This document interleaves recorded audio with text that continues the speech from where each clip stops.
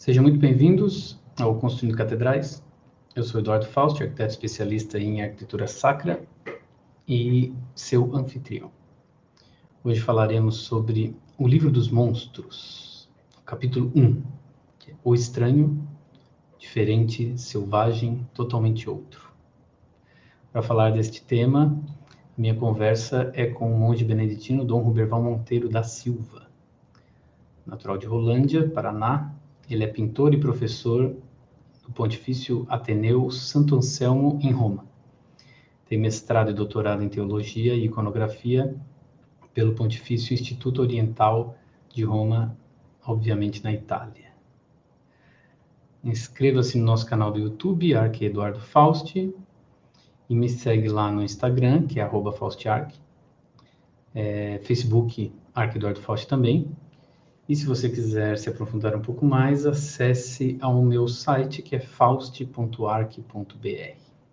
Também estamos em formato em podcast. Nos procure nos principais agregadores, como Spotify, Apple Podcasts, Google Cast, Pocket Cast, Anchor, Breaker, Overcast, entre outros. Em 2005, quando abri meu escritório, eu comecei, digamos, um dos primeiros projetos que entrou para o meu escritório foi uma igreja, a Igreja de Santa Teresa d'Ávila, num distrito chamado Teresópolis. E lá eu fiz uma igreja, achei que nunca mais ia projetar outra igreja na minha vida. Ao longo desses 4 anos ali, primeiros de trabalho, eu fiz 4 igrejas. 4 e estava fazendo uma quinta, quando eu entrei numa especialização de espaço litúrgico e arte sacra. E era 2009 isso. E em 2009, ainda fui fazer essa especialização pensando assim, meio que superficialmente, não tanto empenhado, digamos, em querer ser um especialista. Mas eis que, ali já nessa primeira semana, eu tive aula com um sujeito que apareceu lá e deu 4 dias seguidos de aulas. E foi nesse momento que eu me apaixonei pela arquitetura sacra e que eu senti um chamado para essa vocação de ser um missionário da arquitetura sacra. E desde esse momento que eu comecei a realmente me empenhar, digamos, e estudar cada vez mais. E hoje, quer dizer, daquelas 4, 5 igrejinhas, depois dessa, vamos dizer, essa semana específica, hoje já aí com quase 190 igrejas, já em 4 países, em 15 estados, em tanto desenvolvimento. E foi ali que eu senti esse chamado, foi nessa primeira semana de pós-graduação. E esse sujeito que estava lá dando aula era este senhor que está aqui comigo hoje, Dom Roberval Monteiro. Eu sou monge já há bastante tempo, mais de 30 anos, e descobri que era artista no mosteiro, um pouco por acaso. Já suspeitava porque tinha, digamos, uma sensibilidade grande que o Senhor tinha me dado, e depois tive a oportunidade de vir para Roma para estudar. Escolhi estudar arte sacra. No momento não havia nada desse tipo aqui em Roma, e aí acabamos escolhendo teologia oriental, que parecia ser a coisa que mais se aproximava. Não era verdade, não se aproximava tanto, mas ali eu encontrei a minha mestra, que foi a Maria Giovanna Muzzi, que me deu praticamente todas as guias necessárias para fazer um percurso, com a ajuda dela, bastante pessoal, usando também a teologia oriental, os padres da igreja, a liturgia, puxando, digamos, as brasas para a sardinha, digamos, daquilo que me interessava. E ali realmente começou um percurso que não termina mais, porque sempre cada detalhe puxa um outro, e as coisas vão levando a gente sempre mais longe. E como você mesmo disse, Fausto, nós não sabemos aonde vamos chegar com essa sede, né, que a gente tem de entender e compreender melhor o que a gente está vendo ou o que a gente está fazendo. E assim, eu estudei alguns anos aqui, estudei praticamente 6 anos em 3 etapas de 2 anos, sempre voltando para o Brasil, mas também sempre voltando para cá para pintar alguma igreja. Eu trabalho com isso, com pinturas de igrejas, trabalhava com isso, digamos. Agora já fazem um par de anos que eu não pinto nenhuma igreja, porque eu tenho me dedicado a ensinar aqui em Santo Anselmo. Quimeras, grifos, árpias, serafins, querubins, esfinge, serpente falante, monstros marítimos, monstros devoradores de homens, diabo. Alguns nomes de um vasto elenco de monstros que compõem a tradição judaico-cristã e a mitologia greco-romana. Qual é o primeiro conceito que precisamos saber para entender a nossa relação com estes monstros? A primeira coisa que o monstro suscita em nós é praticamente aquilo que é a essência do monstro, o ser estranho. Os monstros, para ser monstro, tem que ser estranho. Se não for estranho, não vai ser monstro. A estranheza, isso não vai fazer parte do que é cristão, mas o cristianismo vai assumir também essa dimensão, porque é profundamente sacra. Profundamente sacra. Não existe uma religião que não tenha os seus monstros. A primeira coisa que a gente precisa distinguir bastante bem, e talvez a gente vai apertar essa tecla várias vezes, é que o monstro está fora de uma jurisdição moral de certo e errado, de bom ou de mal. Ele é estranho, estranho por natureza. E como todos os símbolos, ele vai ser compreendido segundo o contexto no qual ele se encontra. Ou segundo o contexto no qual a pessoa que enfrenta o monstro, se encontra. É um tema bastante amplo, como vocês fez um pequeno elenco, mas o elenco é muito grande, e vai girar sempre em torno dessa experiência que nós fazemos com alguma coisa terrificante. Não sei se essa palavra em português poderia ser usada, é alguma coisa de muito terrível, mas um terrível que é também fascinante. O Mircea Eliade,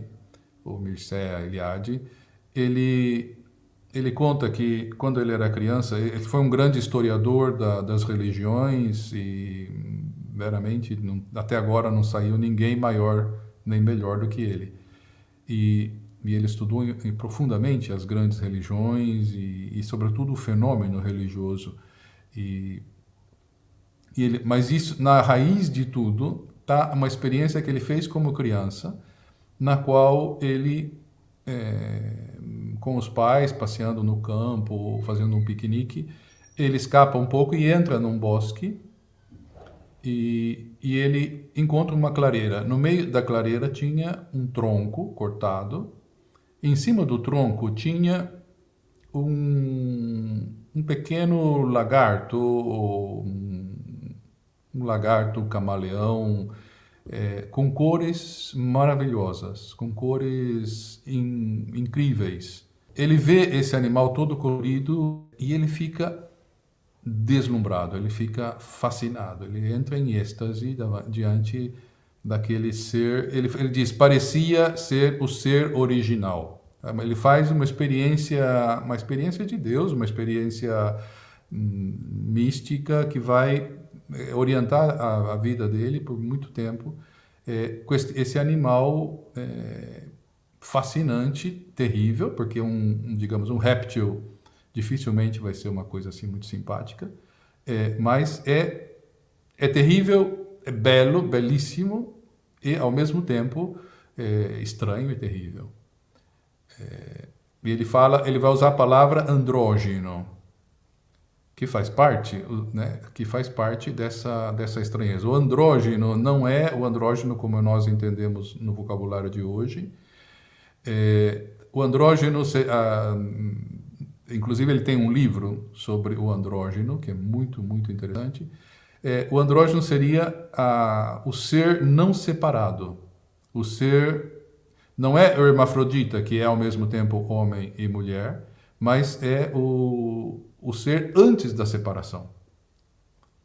Como acontece nas mitologias em geral, nas grandes religiões, que existe um ser, na origem de tudo, tem um ser único, sem separação, ou seja, um ser perfeito que não é separado, que não é cortado ao meio, mas ele é único.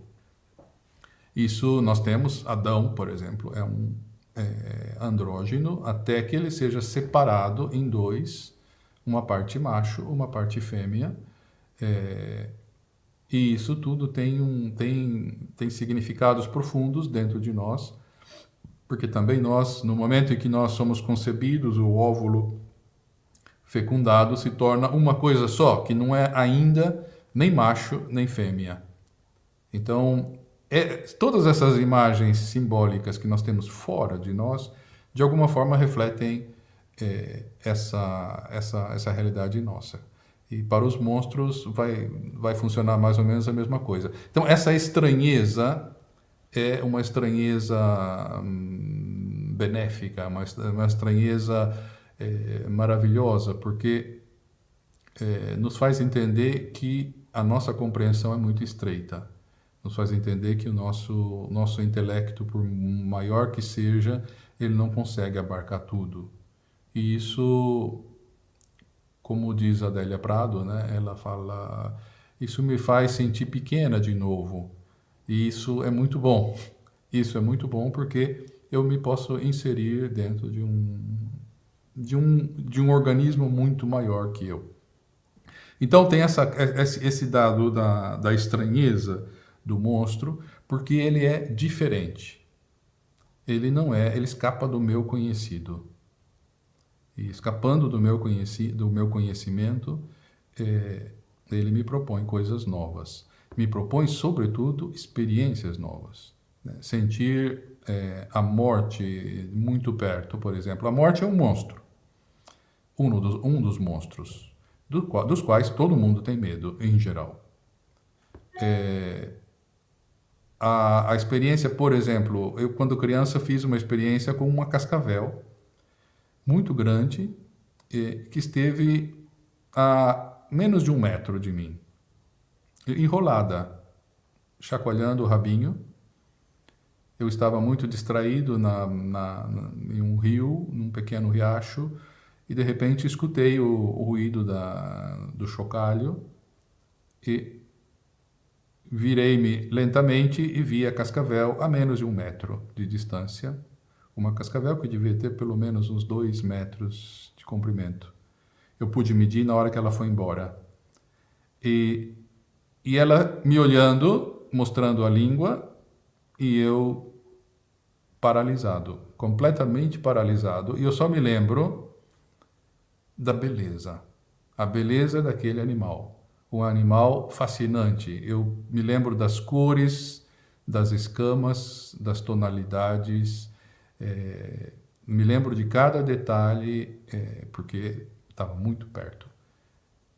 E, ao mesmo tempo, como estava muito longe de qualquer lugar civilizado, eu sabia que se ela me mordesse, eu não ia sobreviver. E ela estava na posição de quem ia me morder, porque, digamos, ela estava na posição de dar o bote. E eu não sei se foi a minha admiração extraordinária por ela, sem medo, porque eu estava fascinado pela beleza e verdadeiramente pensei, se morrer é assim, tá bom. E aí ela se desarmou e foi lentamente, porque essas cobras venenosas são lentas, né? Ela foi-se embora, e aí eu vi o tamanho dela, E aí eu comecei a tremer como uma vara verde. E aí me dei conta da experiência do terrível e fascinante ao mesmo tempo. Então, aquela cobra, naquele momento, ela foi um monstro para mim. Porque ela não era só uma cobra, ela era a morte que vinha me visitar. Depois a vida propõe para a gente tantas outras experiências parecidas, né? Então, é o totalmente outro que vem colocar toda a nossa vida em xeque outra vez e nos ajuda a viver. Nos ajuda a viver no sentido... Penso que ninguém se sente tão vivo como quando depois que escapa de uma situação desse tipo. Então, usando a experiência dessa serpente, podemos dizer que o monstro está ligado com o selvagem. O selvagem no sentido belo e no sentido terrível que essa palavra pode conter. E por isso mesmo, muito em relação com o divino. Porque o divino, o sacro, é selvagem. É selvagem. Isso nós gostaríamos que não fosse. Nós temos uma imagem de Deus muito pasteurizada, muito, digamos, sabe, sem gordura, sem sal, sem açúcar, sem gosto, sem nada. Que nem comida dietética. Então, mas Deus não é isso, não. Deus é selvagem, Deus é terrível e é fascinante ao mesmo tempo. Talvez terrível porque fascinante, ou talvez fascinante porque terrível. E ele, por isso o monstro encarna, o monstro como símbolo, encarna essa força selvagem. Já quem gosta de psicologia, Jung fornece muito material para justamente entender esse lado selvagem da divindade, das divindades todas. Também o Deus de Israel é um Deus que tem um lado selvagem. Também o Deus de Jesus Cristo tem um lado selvagem. Esse lado selvagem não quer dizer que é bom ou mal. Lembremos sempre, o monstro não é na ordem da moralidade, ele é na ordem da natureza. Da natureza. Então, o lado terrível do Deus de Israel é o Deus que não poupa os seus filhos do sofrimento. Não é só uma mãe protetora, mas é um pai que educa. E esse lado da educação, esse lado do crescimento, Israel, nós experimentamos como um lado selvagem. Um pai que diz para o filho, não, você vai levantar, hoje está frio, mas você vai levantar e vai para a escola, porque daqui a pouco eu vou para o meu trabalho para pagar a tua escola. Então, você aprende a lutar. Naquele momento, a criança experimenta o pai como um selvagem. Né? Enquanto a mãe fala, coitadinho, está muito frio, ou está chovendo. O pai diz, não, eu vou para trabalhar, você vai também. Isso é o lado paterno, que nem sempre é agradável. Né? Então, o lado selvagem seria o lado, esse lado natural, mas que nós, da nossa parte, interpretamos como selvagem. Mas ele não tem direito de me fazer sofrer assim. Como, oh Deus, meu Deus, onde estás que me abandonaste, ou que me deixa sofrer, ou etc, etc. Esse é o lado. Deus fala, não, meu filho, cresce. E isso para nós nos resulta profundamente. Tanto é que, digamos, tantas pessoas não acreditam em Deus próprio porque estão com raiva dele, porque ele é assim. E ele tranquilamente espera como um bicho selvagem, de traiçoeira, né? Já dizia o João Guimarães Rosa, Deus é um bicho traiçoeiro, justamente esperando o momento certo em que aquela selvageria vai ter sentido, vai fazer sentido. Então, nós podemos dizer que o sacro é o totalmente outro. É o totalmente outro, é o incompreensível. E isso é representado justamente o selvagem, ajuda a gente a entender o totalmente outro, alguma coisa que não é muito diferente de mim. E tudo aquilo que é muito diferente de mim me ajuda a crescer, me ajuda a crescer. Né? O Dom Helder Câmara gostava de dizer, né, se você discorda de mim, você me faz crescer. Porque quem concorda comigo me faz ficar do mesmo tamanho. Mas quando a discordância é totalmente diferente, me faz crescer muito, né? Me faz crescer bastante.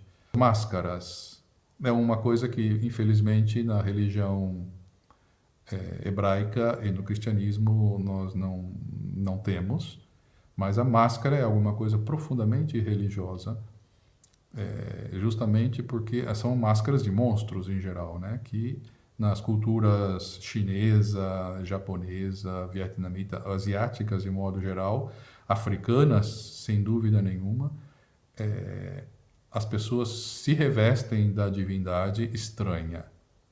E essa divindade se mostra na sua beleza e no seu lado terrível ao mesmo tempo. Sou muito fascinado com essas máscaras africanas e asiáticas e esses rituais, digamos, litúrgicos que no Brasil, por exemplo, foram conservados nas religiões afro-brasileiras, com suas danças, com seus rituais, justamente com as suas máscaras. Máscaras de estranheza. Não é que eu estou justificando ou aprovando ou desaprovando nada disso, porque tudo isso está fora do quadro moral.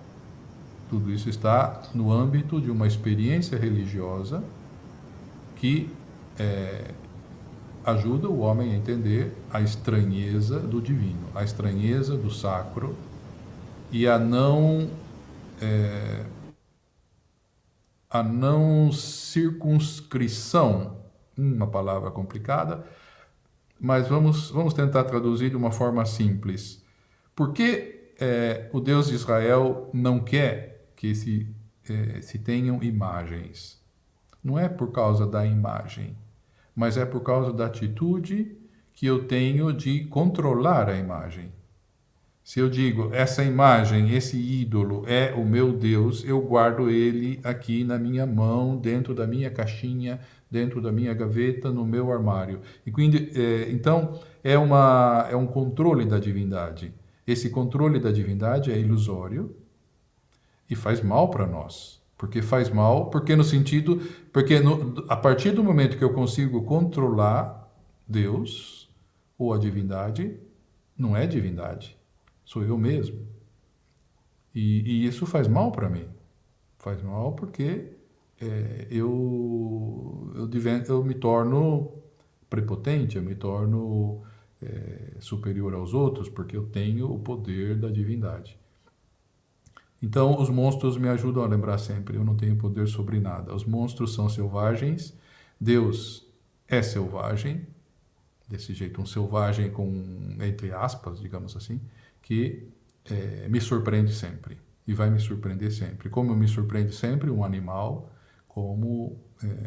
Então, basicamente, o ponto de partida seria esse, o aspecto da alteridade, o totalmente outro, o estranho. Espero que esse livro dos monstros tenha ajudado vocês a entender um pouco deste lado não tão descrito da iconografia, não só cristã, né, como de tantas religiões, e que mostra a riqueza, né, das artes dentro da igreja. Dom Roberval, muito obrigado e nos vemos em breve. Então, agradeço muito essa oportunidade de poder partilhar com você, com os seus telespectadores, essas coisas maravilhosas que nós temos no tesouro da nossa humanidade e, sobretudo, temos no tesouro do cristianismo, que soube sabiamente se apropriar da linguagem humana para transmitir realidades inefáveis do mistério da encarnação, do Verbo de Deus, mistério da paixão, da morte e ressurreição de Cristo, que poderia ser traduzido somente com símbolos de linguagem simbólica humanos. Então, digamos, graças a essa linguagem que a gente vai descobrindo, a gente vai podendo entrar em posse desses tesouros, infelizmente, que a maioria dos católicos desconhece, ou às vezes até interpreta como sendo uma coisa do inimigo, quando na verdade é do amigo, né? Então a gente acaba fazendo como Eva, pensando que algumas coisas são do inimigo, quando na verdade são símbolos que precisam ser mastigados, digeridos e assimilados.